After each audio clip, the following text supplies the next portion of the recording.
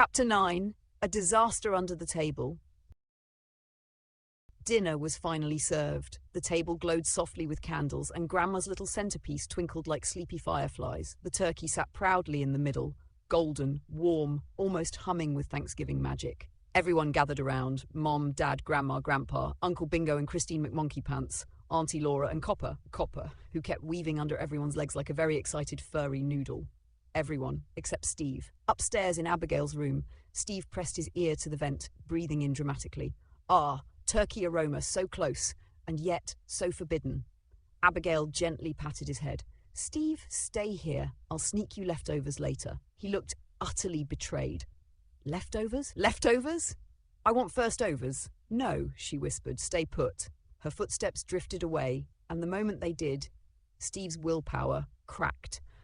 I cannot, will not, shall not, stay away, he whispered, as if narrating his own dramatic bedtime movie. He eased the door open and began his descent.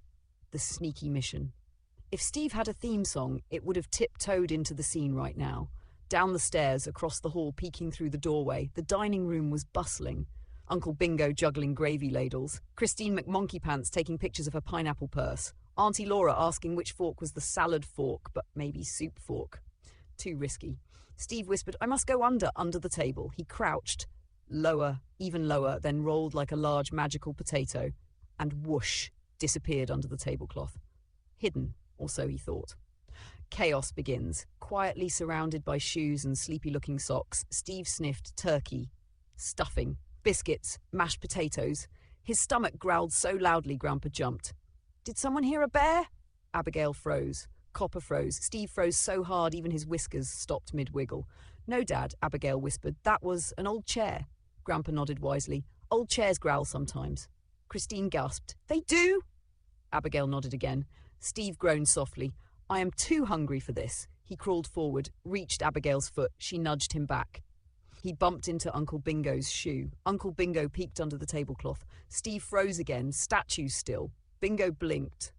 Abigail, why is the vacuum under the table? She squeaked out, got confused. Ah, Bingo said, like me in math class. He shrugged and resumed eating. Steve exhaled the softest, most dramatic sigh in history. The disaster begins. Mashed potatoes passed, beans passed. Christine passed her pineapple purse for reasons unknown.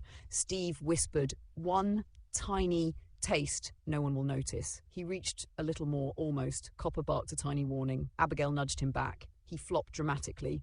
They saved me from myself.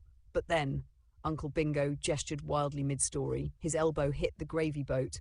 It slid. Christine shrieked. Dad lunged. Mom gasped. And Steve burst from under the table like a heroic hungry rocket, catching the gravy boat with his face. Splat. Warm gravy everywhere. Mom screamed, "The gravy!" Grandpa shouted. "The bear is back!" Uncle Bingo yelled, "The vacuum has come alive!" Christine fainted into her pineapple purse. Abigail dove under the tablecloth and found Steve covered head to paw in delicious silky gravy.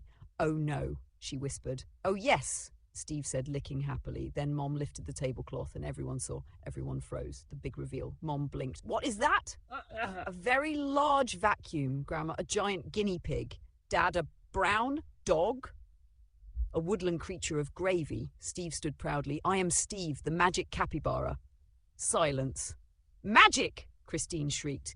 What?" Grandpa shouted. "Steve!" Uncle Bingo yelled like he already knew him. Abigail breathed in deeply. "Everyone, this is my best friend." Steve waved softly. "Hello, sorry about the gravy." Mom fainted. Copper barked. Uncle Bingo clapped. Dad sat down very slowly, and just like that, right under the table where the disaster began.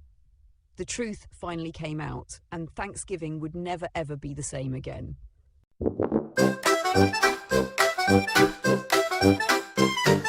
Abigail danced in her polka dot boots, Steve by her side with his magic pursuits, a capybara with a sparkle and a twist, casting spells he could never resist. Oh Steve, the magical beast, a capybara wizard at every feast. With a twitch of his whiskers, the world takes a spin. Abigail laughs as the cast begins. They turn the moon into a big balloon, floated past the stars, landed in Cancun. Steve said hola with a magical grin.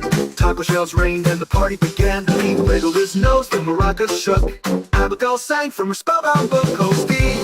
Oh Steve, the magical beast. Capybara wizard at every feast. With a twitch of his whiskers, the world takes a spin. Abigail laughs as the cast begins. They wiggled his nose, the maracas shook. Abigail sang from her spellbound book. Oh Steve, the magical beast.